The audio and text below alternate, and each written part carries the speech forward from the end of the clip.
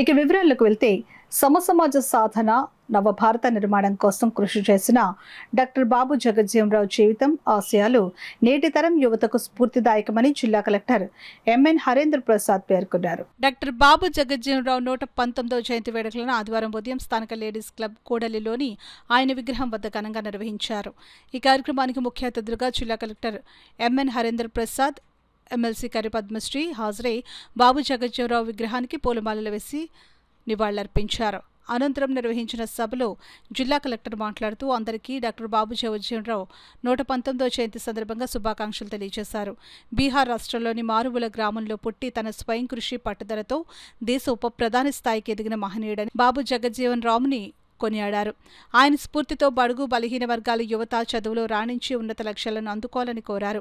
Doctor BR Ambedkar, doctor బాబు జగజ్జీవనరావులు రాజ్యాంగం, ప్రత్యేక చట్టాల ద్వారా అందించి హక్కులను, సమాన అవకాశాలను బలహీన వర్గ ప్రజలు సద్వినియోగం చేసుకుని మంచి పౌరులుగా ఎదగాలని, అదే వారికి నిజమైన నివాళి అని తెలిపారు. స్వతంత్ర సమరయోధునిగా దేశ స్వేచ్ఛ కోసం స్వాతంత్ర అనంతరం వివిధ మంత్రి పదవులు చేపట్టి నవభారత నిర్మాణం కోసం ఆయన ఎనలేని కృషి చేశారని కొనియాడారు.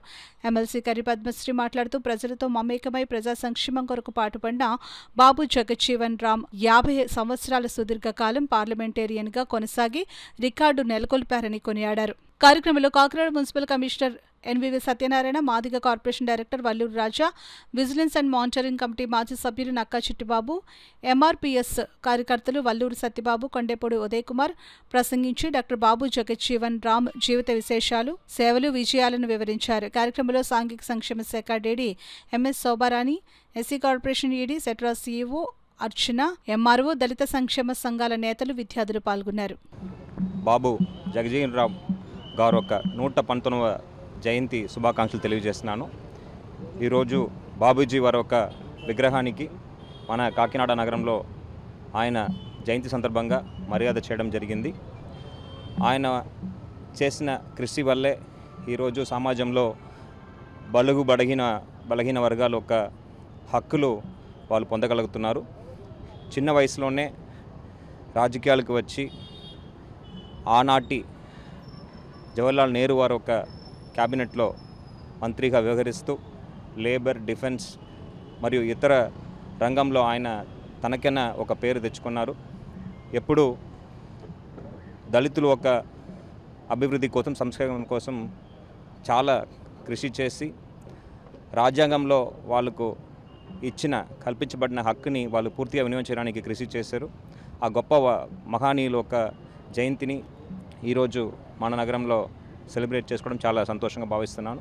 ఈ సందర్భంగా జిల్లా ప్రజానీయం అందరికీ కూడా హృదయపూర్వక ధన్యవాదాలు, అదేవిధంగా అభినందనలు తెలియజేస్తాను. ఫస్ట్ పార్లమెంట్లో ఫస్ట్ క్యాబినెట్ మినిస్టర్, అలాగే ఫస్ట్ డిప్యూటీ పీఎంగా కూడా ఈయన చేశారు. సో ఈయన చరిత్ర ఏంటంటే 50 years ఆఫ్ పార్లమెంటేరియన్గా ఈయన నిలబడ్డారు. మరి 50 years ఆఫ్ పార్లమెంట్లో ఉన్నారు అంటే what made him to be in the parliament for 50 years అని మనం ఇక్కడ మాట్లాడుకోవచ్చు. ఈయన ఎప్పుడూ కూడా పబ్లిక్తో ఎక్కువగా ఉండేవారు.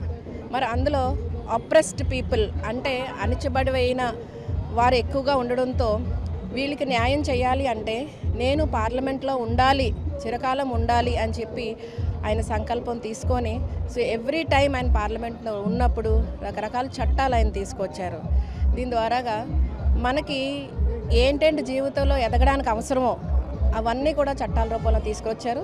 మరి ఆయన జయంతిని మనం సమతా దివస్ అంటే ఈక్వాలిటీ డేగా పరిగణించుకుంటాం. మరి ఈక్వాలిటీ డే ఎందుకు వచ్చింది అంటే లాట్ ఆఫ్ ఇన్ఈక్వాలిటీస్ మన సమాజంలో ఉన్నాయి. అది మనకి ఫైనాన్షియల్ అవనివ్వండి, లేదంటే ఎడ్యుకేషన్ అవనివ్వండి, లేదంటే సొసైటీలో ఇన్ఈక్వాలిటీస్ అవనివ్వండి, ఇవన్నీ కూడా క్రమక్రమంగా తగ్గాలి అంటే మనం ఇన్స్పిరేషన్గా నిలబడాలనే ఉద్దేశంతో బాబు జగజ్జీవన్ రామ్ గారు స్థిరంగా ఆయన లైఫ్ లాంగ్ పబ్లిక్ సర్వీస్ కోసం నిలబడ్డారు. అదే గతంలో ఉన్న చంద్రాజప్ప గారి ఆధ్వర్యంలో అదే రెవెన్యూ కాలనీలో శంకుస్థాపన చేయడం జరిగింది.